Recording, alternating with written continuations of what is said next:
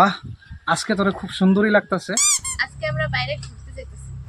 ও, বাইরে ঘুরতে যাবি? আচ্ছা, এই হোয়াইট কালার ড্রেসটা কেন পরছস?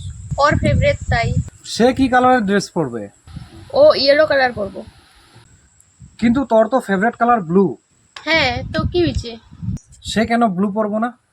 মানে ওর চয়েস ম্যাটার করে, তোর চয়েস ম্যাটার করে না। মানে তুই ওর ইশারাতে চলতেছস? ছি। আচ্ছা, তোরা যাইতেছস কই?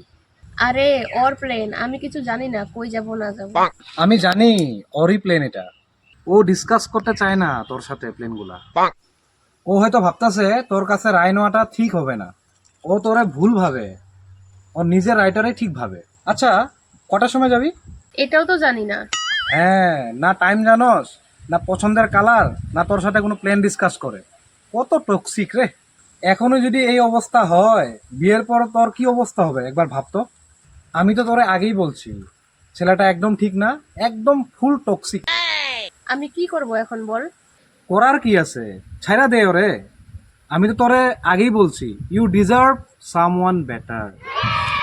তুই তো আশেপাশে দেখোসই না, আশেপাশে কত হ্যান্ডসাম ছেলে আছে, তুই তো খালি ওরেই দেখোস। এই নে মোবাইল, তুই ওরে ফোন করে বল তুই আজকে যাবি না।